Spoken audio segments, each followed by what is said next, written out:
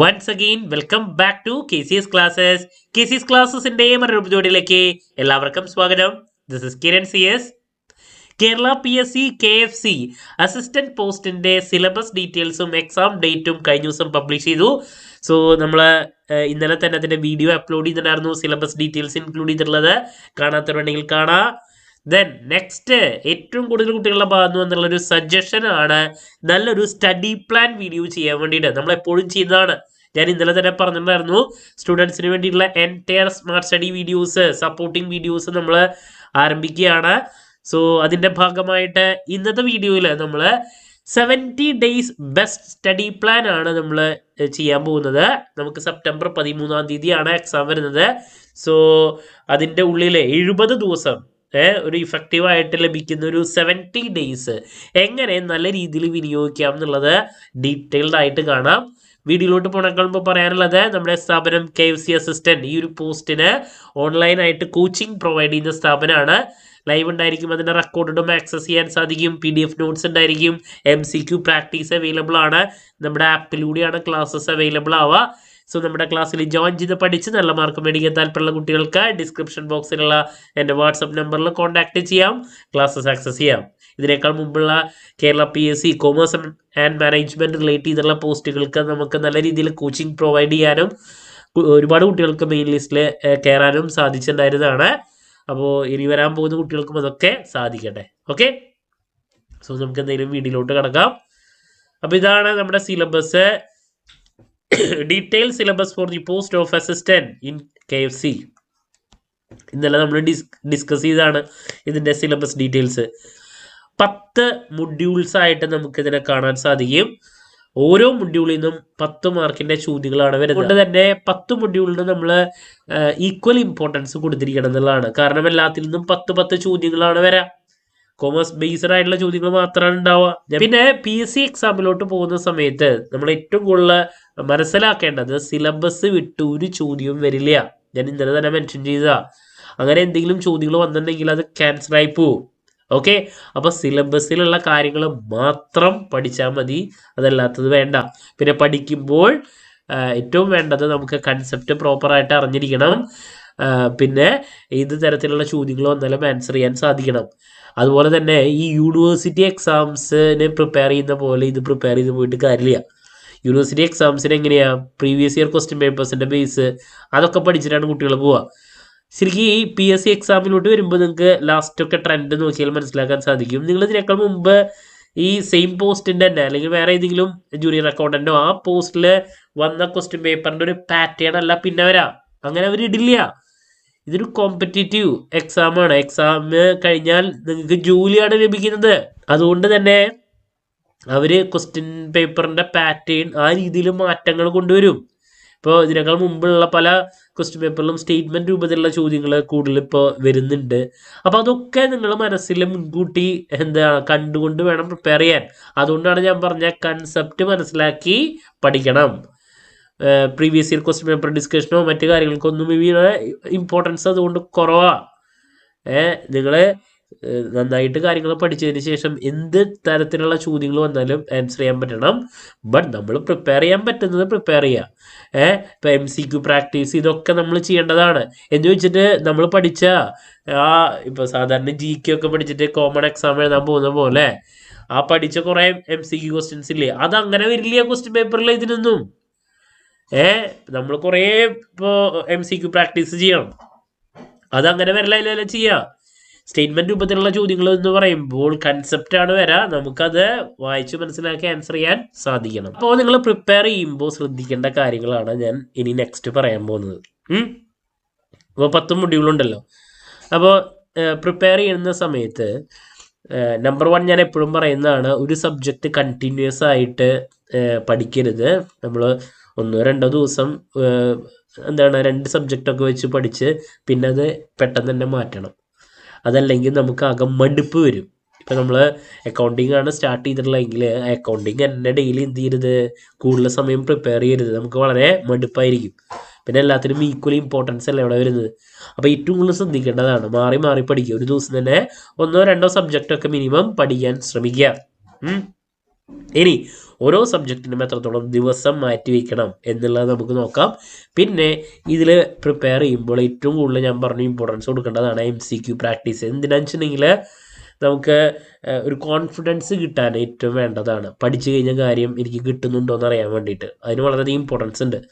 അപ്പോൾ അതുകൊണ്ട് തന്നെ നിങ്ങൾ ഓരോ മൊഡ്യൂൾ ഏകദേശം ഒന്ന് ഫിനിഷ് ആയി കഴിഞ്ഞിട്ടുണ്ടെങ്കിൽ അല്ലെങ്കിൽ ടോപ്പിക്സ് കുറച്ച് ആയി കഴിഞ്ഞാൽ വീക്കെൻഡിൽ അല്ലാണ്ട് ആദ്യം തന്നെ ഇത് കയറി നോക്കണം എന്നല്ല, പഠിച്ചു കഴിഞ്ഞ ടോപ്പിക്കിനെ റിലേറ്റ് ചെയ്തിട്ടുള്ള അത് ഒരു ടോപ്പിക്ക് പഠിച്ചു കഴിഞ്ഞതിന് ശേഷം മാത്രമേ MCQ പ്രാക്ടീസ് ചെയ്യാൻ പാടുള്ളൂ. ആദ്യം പോയി MCQ നോക്കരുത്. സബ്ജക്റ്റ് മൊത്തം നല്ല രീതിയിൽ കഴിയുക, അതിനുശേഷം MCQ പ്രാക്ടീസ് ചെയ്യുക. മനസ്സിലായോ? ഇപ്പോൾ ഫോർ എക്സാമ്പിൾ ഇപ്പോൾ ഫിനാൻഷ്യൽ മാനേജ്മെന്റിൽ നിങ്ങൾ financial management introduction, cost of capital, capital structure, working capital management, ഇത്ര കാര്യങ്ങൾ നിങ്ങൾ പഠിച്ചു കഴിഞ്ഞു നിൽക്കുക ഒരു 1-2 ദിവസത്തിനുള്ളിൽ. ദെൻ നിങ്ങൾക്കപ്പോൾ നെക്സ്റ്റ് എന്ത് ചെയ്യാം, ഇതിനെ റിലേറ്റ് ചെയ്തിട്ടുള്ള MCQ ചോദ്യങ്ങൾ പ്രാക്ടീസ് ചെയ്യാം. അപ്പം അങ്ങനെ നോക്കുമ്പോഴാണ് നമുക്ക് അവിടെ കോൺഫിഡൻസ് കിട്ടുക. ആദ്യം പോയിട്ട് MCQ ക്വസ്റ്റ്യൻസ് പ്രാക്ടീസ് ചെയ്ത് കഴിഞ്ഞിട്ടുണ്ടെങ്കിൽ നമുക്ക് ആകെ ഒരു തളർച്ചയായിരിക്കും അനുഭവപ്പെടാം. കാരണം ഈശ്വരൻ എനിക്കൊന്നും കിട്ടുന്നില്ലല്ലോ, ഞാനതൊക്കെ ഡിഗ്രി പഠിച്ചിട്ടുണ്ടായിരുന്നാണല്ലോ, ഒക്കെ മറന്നുപോയല്ലോ, അങ്ങനെയൊക്കെയുള്ളൊരു നെഗറ്റീവ് കാര്യങ്ങളായിരിക്കും വരാം. അപ്പം അതുകൊണ്ട് ഫസ്റ്റ് പഠിക്കുക, അതിനുശേഷം മാത്രം MCQ പ്രാക്ടീസിലോട്ട് പോകുക. ഓക്കെ, അപ്പോൾ ഇനി നമുക്ക് ഓരോ സബ്ജക്റ്റിനും എത്രത്തോളം ദിവസം കൊടുക്കണം, പഠിക്കേണ്ട രീതികൾ എങ്ങനെയൊക്കെയാണെന്നുള്ളത് കാണാം. ഞാൻ എപ്പോഴും പറയുന്നൊരു കോമൺ കാര്യം ആദ്യം പറയാം. ഇവിടെ നമുക്ക് ടോട്ടൽ 10 മൊഡ്യൂളുണ്ട്. 10 മൊഡ്യൂളിൽ ഏറ്റവും ഇമ്പോർട്ടൻ്റ് ആയിട്ടുള്ള പ്രോബ്ലം മൊഡ്യൂൾസ് ഉണ്ട്. അപ്പോൾ പ്രോബ്ലം സബ്ജക്റ്റിൻ്റെ മൊഡ്യൂൾസിന് ഞാൻ ഓരോന്നിന് 8 ദിവസം, ഇനി വരുന്ന ഇപ്പോൾ 70 ദിവസം സ്റ്റഡി പ്ലാനിൽ 8 ദിവസം ഇങ്ങനെയുള്ള സബ്ജക്റ്റിനെ ലൊക്കേറ്റ് ചെയ്യാനാണ് ഞാൻ സജസ്റ്റ് ചെയ്യുന്നത്. നിങ്ങളുടെ ഇഷ്ടപ്രകാരം നമുക്ക് ചെയ്യാം. ഇപ്പോൾ accounting 8 days, FM 8 days, കോസ്റ്റിന് 8 days. നിങ്ങളുടെ കൂടുതൽ പഠിച്ചു കഴിഞ്ഞിട്ടുണ്ടെങ്കിൽ അടുത്തേക്ക് പോവാം. ദെൻ തിയറി പേപ്പേഴ്സിന് ഒരു 6 days ആണ് ഞാൻ സജസ്റ്റ് ചെയ്യുന്നത്. Management 6 days, economics 6 days, company law ഉണ്ട്. But company law pure theory paper ആണെങ്കിലും അത് നല്ല ഡിഫിക്കൽട്ടാണ്. അപ്പോൾ അതുകൊണ്ട് തന്നെ ഞാൻ അതിനൊരു 8 days തന്നെ മാറ്റി വയ്ക്കാൻ പറയാണ്, ലോ പേപ്പർ ആയതുകൊണ്ട് തന്നെ. then ഇവിടെ 6 days, then ടാക്സ് ഒരു 8 days, marketing management 6 days, then auditing 6 days. അപ്പോൾ ഈ രീതിയിലാണ് ഞാൻ ടോട്ടൽ 70 days ലൊക്കേറ്റ് ചെയ്യുന്നത്. അപ്പോൾ നോക്കിയേ, തിയറി പേപ്പേഴ്സ് ആയിട്ടുള്ള ഓഡിറ്റിംഗ് 1, 2, 3, 4, 5 5 സബ്ജക്ട്സിന് 6 ദിവസം. പ്രോബ്ലം പേപ്പേഴ്സ് 4 8 ദിവസം. കമ്പനി ലോ തിയറി ആണെങ്കിലും അത് നല്ല ടഫാണ്, അതുകൊണ്ട് അതിന് നമ്മൾ 8 ദിവസം തന്നെ കൊടുക്കണം. അപ്പോൾ 5 പേപ്പേഴ്സിന് 8 × 5 40 days-ഉം ദെൻ ബാക്കിയുള്ള 5 പേപ്പേഴ്സിന് 6 × 5 30 days-ഉം. അങ്ങനെ ടോട്ടൽ 70 days നിങ്ങൾ ഈ രീതിയിൽ വിനിയോഗിക്കാൻ ശ്രമിക്കുക. ഇനി പഠിക്കുമ്പോൾ നിങ്ങൾക്ക് ചെയ്യാൻ സാധിക്കുന്ന കാര്യം, അത് ഞാൻ എൻ്റെ യൂണിവേഴ്സിറ്റി സ്റ്റുഡൻസിന് എപ്പോഴും പറഞ്ഞു കൊടുക്കുന്നൊരു ടിപ്പാണ്. ഒരുപാട് പേര് ജോലിക്ക് പോകുന്ന ആൾക്കാരുണ്ടായിരിക്കും, പഠിക്കുന്ന കുട്ടികൾ തന്നെ ഉണ്ടായിരിക്കും, ഇപ്പോൾ MCOM പഠിക്കുന്ന കുട്ടികളൊക്കെ ഉണ്ടായിരിക്കും. അപ്പോൾ ഏറ്റവും കൂടുതൽ നമുക്ക് തന്നെ അറിയാം, പലരും ജോലിക്ക് പോകുന്ന ആൾക്കാരാണ്. അപ്പോൾ അതുകൊണ്ട് തന്നെ നിങ്ങളുടെ പഠനം ഈ പറയുന്ന ഡിഫിക്കൽട്ടായിട്ടുള്ള പേപ്പേഴ്സ്, പ്രോബ്ലം പേപ്പേഴ്സ് ഇതൊക്കെ പഠിക്കാൻ നിങ്ങൾ ആരംഭിക്കേണ്ടത് എപ്പോഴും രാത്രിയാണ്. ഞാനതാ സജസ്റ്റ് ചെയ്യാം. ഞാൻ എൻ്റെ പാറ്റേണാണ് പറഞ്ഞിട്ടോ, നിങ്ങൾക്ക് ഇതിൽ ഡിഫറെൻ്റ് അഭിപ്രായം ഉണ്ടെങ്കിൽ നിങ്ങൾക്ക് ചെയ്യാം. ഞാൻ എൻ്റെ സജഷനാണ് പറയുന്നത്, രാത്രി നിങ്ങളുടെ പഠനം ആരംഭിക്കുക. അതിപ്പോൾ വീട്ടിലെത്തുന്നത് നിങ്ങൾ 7:30-ക്കാണോ 8 മണിക്കാണോ എപ്പോഴാണ് നിങ്ങൾക്ക് പഠിക്കാൻ ആരംഭിക്കാൻ പറ്റുന്നത് ആ സമയത്ത് ഇരിക്കുക രാത്രി. ഇപ്പോൾ 7:30 ആണെങ്കിൽ 7:30 to ഒരു 10 മണി വരെ അല്ലെങ്കിൽ 10:30 വരെ ഇരുന്നുണ്ടെങ്കിൽ അതിൽ നിന്ന് നിങ്ങൾക്ക് 2 മണിക്കൂറൊക്കെ കിട്ടാം. 2-2.5 മണിക്കൂറോ ഇതിൽ നിന്ന് നമുക്ക് കിട്ടും. 2 hours പ്രോബ്ലം പേപ്പേഴ്സ്, ഏറ്റവും ഡിഫിക്കൽട്ടായിട്ടുള്ള പേപ്പേഴ്സ്. അപ്പോൾ ഈ ഒരു നൈറ്റ് ടൈം നമ്മൾ നല്ല രീതിയിൽ വിനിയോഗിച്ചതിന് ശേഷം പിറ്റേ ദിവസം ഇത് പ്രോബ്ലം പേപ്പേഴ്സ്, ഡിഫിക്കൽട്ടായിട്ടുള്ള പേപ്പേഴ്സ് പഠിക്കാൻ വേണ്ടിയിട്ടുള്ള രീതിയാണ്. പിറ്റേ ദിവസം നമ്മളിപ്പോൾ കാലത്ത് ഒരു 5:30-ക്കോ 6 മണിക്കോ അല്ലെങ്കിൽ എനിക്കൊന്ന് സമയം 7 മണിക്കോ നമ്മൾ എണീറ്റ് ഒരു 15 മിനിറ്റിനുള്ളിൽ 15-20 മിനിറ്റ് കൊണ്ട് ഈ തലേ ദിവസം പഠിച്ച കാര്യങ്ങൾ ജസ്റ്റ് ഒന്ന് പഠിക്കല്ല വേണ്ട, ജസ്റ്റ് ഒന്ന് കണ്ണോടിച്ചു പോവുക. കണ്ണോടിക്കുക, റിവൈസ് ചെയ്യുക, ഓടിച്ചു പോവുക. സ്പീഡിൽ നോക്കി പോവാനേ ഞാൻ പറയണല്ലോ. കാരണം നമുക്കറിയാം, ഏത് ടോപ്പിക് ഒരു വ്യക്തി പഠിക്കുന്നുണ്ടെങ്കിലും അവിടെ ഏറ്റവും വേണ്ടത് തലയിൽ നിൽക്കണമെങ്കിൽ റിവിഷനാണ്. നമ്മുടെ കയ്യിൽ സമയമില്ല. സോ റിവിഷൻ എന്ന് പറയുമ്പോൾ എന്താ ഉദ്ദേശിക്കുന്നത്? ഒരു കാര്യം പഠിച്ചത് ഒരു ബ്രേക്ക് എടുത്തതിന് ശേഷം വീണ്ടും പഠിക്കുമ്പോഴാണ് അതിനെ റിവിഷൻ എന്ന് പറയാം. അപ്പം നമ്മളിവിടെ രാത്രി പഠിച്ച കാര്യം ഒന്ന് ഉറങ്ങി 8 മണിക്കൂർ പിന്നെ കാലത്ത് എണീക്കുമ്പോൾ അവിടെ ഒരു ബ്രേക്കായി. അതിനുശേഷം നമ്മൾ അതൊരു 10-20 മിനിറ്റ് കൊണ്ട് ജസ്റ്റ് ഒന്ന് നോക്കി പോവാണ്. ഈ നോക്കി പോകുമ്പോൾ നമ്മൾ കുറേ നമ്മൾ എഴുതി വെച്ച കാര്യങ്ങൾ, അതല്ലെങ്കിൽ ബുക്കിലത്തെ കുറേ അല്ലെങ്കിൽ പല കാര്യങ്ങളൊക്കെ കാണാണ് അവിടെ. കാലത്ത് എണീറ്റ് ആദ്യം കാണുന്നത് ചിലപ്പോൾ തലേദിവസം പഠിച്ച ടാക്സിൻ്റെ കാര്യങ്ങൾ അല്ലെങ്കിൽ അക്കൗണ്ടിങ്ങിൻ്റെ കാര്യങ്ങളൊക്കെയാണ് കാണുന്നത്. ഓട്ടോമാറ്റിക്കലി നിങ്ങളിപ്പോൾ വല്ലാണ്ട് എഫേർട്ട് എടുക്കാണ്ട് തന്നെ നമ്മൾ ജസ്റ്റ് നോക്കിപ്പോയി. അതിനുശേഷം നിങ്ങൾ പല്ലേക്കുകയാണ്, ഫുഡ് കഴിക്കുകയാണ്, അതിനുശേഷം ജോലി സ്ഥലത്തേക്ക് ട്രാവൽ ചെയ്യുകയാണ്, എന്ത് ചെയ്യുകയാണെങ്കിലും കാലത്ത് എണീറ്റിട്ട് ആദ്യം കണ്ടത് വേറെ ഒന്നും നോക്കരുത്. നമ്മളറിയാണ്ട് തന്നെ ഈ പഠിച്ച കാര്യങ്ങൾ നമ്മുടെ തലയുടെ ഉള്ളിൽ കൂടെ ഇങ്ങനെ പോയിക്കൊണ്ടേയിരിക്കും. നമ്മൾ എഫേർട്ട് എടുക്കണ്ട. ഈ പേജിൻ്റെ ഓരോ പേജിൻ്റെ നമ്പറും അല്ലെങ്കിൽ ഓരോ കാര്യങ്ങളടക്കം നമ്മുടെ തലയിലേക്ക് വരും. ഇതിപ്പോൾ എൻ്റെ അനുഭവത്തിൽ ഞാൻ പറയണത്. കുറച്ച് നമ്മുടെ ഒരു താല്പര്യം കൂടി അവിടെ വേണം. കാലത്ത് എൻ്റെ ജസ്റ്റ് ഇങ്ങനെ നോക്കി അതിനുശേഷം നമ്മൾ എന്ത് പിന്നെ അന്ന് ചെയ്താലും നമ്മൾ എഫേർട്ട് എടുക്കാണ്ട് തന്നെ നമ്മുടെ മനസ്സിലേക്ക് എന്ത് ചെയ്യണത് കടന്നു വരാണ്. ഈ ഇമേജസ് ബുക്കിലത്തെ പലപ്പോഴും പിന്നെ അത് നമ്മുടെ മനസ്സിൽ നിന്ന് പോവില്ലേ, നമ്മളതിലേക്ക് കൂടുതൽ ഇമ്പോർട്ടൻസ് കൊടുക്കുകയാണെങ്കിൽ. അപ്പോൾ ഇങ്ങനെ ഡിഫിക്കൽട്ടായിട്ടുള്ള സബ്ജക്റ്റ് പഠിക്കുമ്പോൾ ഈ ഒരു അപ്രോച്ച് ഫോളോ ചെയ്യാം. അല്ലാണ്ട് കാലത്ത് നേരത്തെ എൻ്റെ ഇരുന്ന് പഠിക്കണമെന്ന് ഞാൻ സജസ്റ്റ് ചെയ്യില്ല. അതൊക്കെ നിങ്ങളുടെ ഇഷ്ടമാണ്. ഈ ഒരു അപ്രോച്ച് ഫോളോ ചെയ്യുന്നത് പലപ്പോഴും നിങ്ങളുടെ മനസ്സിലെ ഡിഫിക്കൽട്ടായിട്ടുള്ള സബ്ജക്ട്സ് തങ്ങി നിൽക്കാൻ ഏറ്റവും യൂസ്ഫുൾ ആകുന്ന ഒരു കാര്യമാണ്. പിന്നെ തിയറി പേപ്പേഴ്സ് നിങ്ങൾക്ക് നിങ്ങളുടെ കംഫർട്ടബിൾ ആയിട്ടുള്ള രീതിയിൽ പകലാണെങ്കിലോ ടൈം കിട്ടുന്നത് എപ്പോഴാണെങ്കിലും നിങ്ങൾ പഠിക്കുക. ഇനി ജോലിക്ക് പോകുന്ന ആൾക്കാരുടെ അടുത്ത് പറയാനുള്ളത്, നിങ്ങൾക്ക് എപ്പോൾ സമയം കിട്ടുന്നു അത് എപ്പോൾ പഠിക്കുക. ഇപ്പോൾ നമ്മുടെയൊക്കെ ഓൺലൈൻ കോച്ചിങ്ങിനാണ് കുട്ടികൾക്ക് ജോയിൻ ചെയ്യുന്നത്. അപ്പോൾ നമ്മുടെ ആപ്പിലൂടെ ഈ വീഡിയോസൊക്കെ ആക്സസ് ചെയ്യാൻ സാധിക്കും. അപ്പോൾ ചിലപ്പോൾ വണ്ടിയിലിരുന്ന് പോകുന്ന ആൾക്കാർക്കാണെങ്കിൽ കേൾക്കാം, ഇൻ്റർവെലിനൊക്കെ ജോലിയുടെ നിങ്ങൾക്ക് കേൾക്കാം. അപ്പോൾ അതൊക്കെ നിങ്ങൾക്ക് യൂസ്ഫുള്ളായിരിക്കും. പിന്നെ എന്ത് കാര്യങ്ങൾക്കും നമ്മൾ ഷോർട്ട് കട്ടിലോട്ട് എന്ന് വെച്ചിട്ടുണ്ടെങ്കിൽ തരികട പരിപാടി നോക്കിയിട്ട് ഓരോ കാര്യങ്ങൾ പഠിച്ച് അവസാനിപ്പിക്കാൻ പോകരുത്. സ്മാർട്ട് സ്റ്റഡി വേണം, എങ്കിലും ഇത് കോമ്പറ്റേറ്റീവ് എക്സാം ആയ കാരണം കൺസെപ്റ്റ് അറിയണം.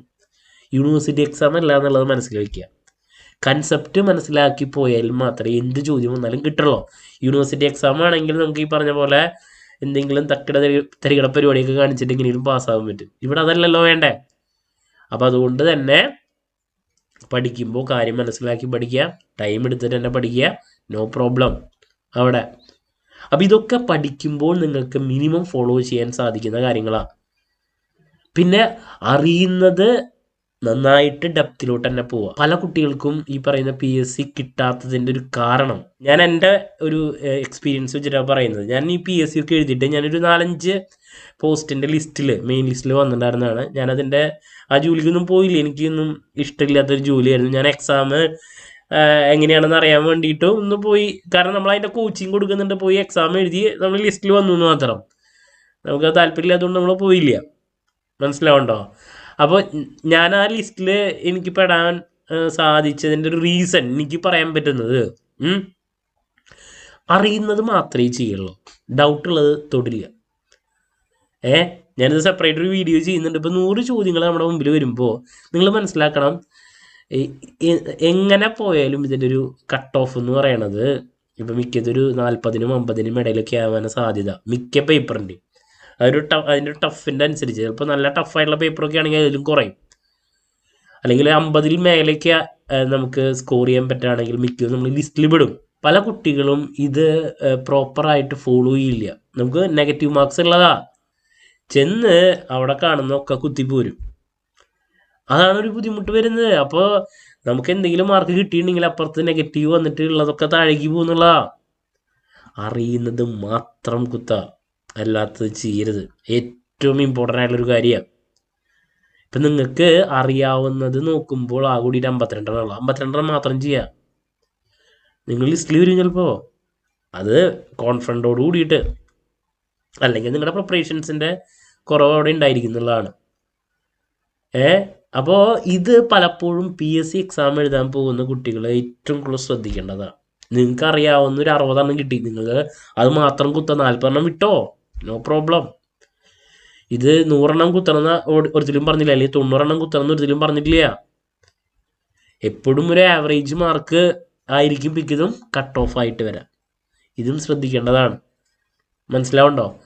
പിന്നെ ഞാൻ പറഞ്ഞു, ഈക്വൽ ഇമ്പോർട്ടൻസ് എല്ലാ മൊഡ്യൂൾസിനും നിർബന്ധമായും കൊടുത്തിരിക്കണം, പഠിച്ചിരിക്കണം. MCQ പ്രാക്ടീസ് മസ്റ്റാണ്. ഓക്കെ, ഇതൊക്കെയാണ് നിങ്ങൾ മിനിമം ഫോളോ ചെയ്യേണ്ട കാര്യങ്ങൾ. അപ്പോൾ ഈ രീതിയിൽ പഠിക്കുക. പിന്നെ ഒരു ദിവസം എത്ര മണിക്കൂർ പഠിക്കാൻ പറ്റും, ഏത് സമയത്ത് പഠിക്കാൻ പറ്റും എന്ന് ചോദിച്ചിട്ടുണ്ടെങ്കിൽ അതൊക്കെ ഓരോരുത്തരുടെ കൺവീനിയൻസ് അനുസരിച്ചിട്ടാണ്. ജോലിക്ക് പോകുന്ന ആൾക്കാർക്ക് ചിലപ്പോൾ എപ്പോഴാണ് ടൈം കിട്ടുക അപ്പോൾ പഠിക്കുക. ഞാനൊക്കെ ഇപ്പോൾ സാധാരണ പറയാനുള്ള ആൾക്കാരില്ലേ, 1:30 ഉച്ച 2 മണി ആ നേരത്തൊന്നും ആരും പഠിക്കില്ല, ഉറക്കം വരുന്നുള്ളത്. ഞാൻ പഠിക്കുന്ന സമയത്ത് ചിലപ്പോൾ എനിക്ക് ആ നേരത്ത് തോന്നണമെന്ന് വെച്ചിട്ടുണ്ടെങ്കിൽ അപ്പം പഠിക്കും. എപ്പോഴാണ് ടൈം കിട്ടണത് അപ്പം പഠിക്കും. സമയമില്ലാണ്ടാവുമ്പോൾ പിന്നെ എന്തിട്ട് ചെയ്യുക? നമ്മുടെയാണ് ആവശ്യം. കോളേജിൽ പഠിക്കുന്ന സമയത്തുള്ള എക്സ്ക്യൂസസ് ഒന്നും നമ്മളിവിടെ കൊടുത്തിട്ട് കാര്യമില്ല. അപ്പോൾ ഇതൊക്കെയാണ് പറയാനുള്ളൊരു കാര്യം. അപ്പോൾ ഇതൊരു കോമ്പറ്റേറ്റീവ് എക്സാമാണ്. ഏകദേശം 62,000 പേരാണ് അപ്ലൈ ചെയ്തിട്ടുള്ളത്. അതിലുള്ള മൊത്തം ആൾക്കാർ തന്നെ എക്സാമിന് വരുമൊന്നുമില്ല.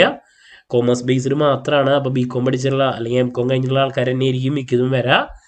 അപ്പോൾ അതിൽ തന്നെ എത്ര ആൾക്കാർ എക്സാം അറ്റൻഡ് ചെയ്യുമെന്ന് നമുക്കറിയില്ല. അപ്പോൾ ഒന്ന് ട്രൈ ചെയ്ത് കഴിഞ്ഞെങ്കിൽ നമുക്ക് ലിസ്റ്റിലേക്കൊക്കെ കയറാൻ പറ്റും. ആൻറ്റിസിപ്പേറ്റഡ് വാക്കൻസി എന്നാണ് പറഞ്ഞിരിക്കുന്നത്. എത്ര ഉണ്ടാവും എന്നുള്ളത് നമുക്കിപ്പോൾ പറയാൻ പറ്റില്ല.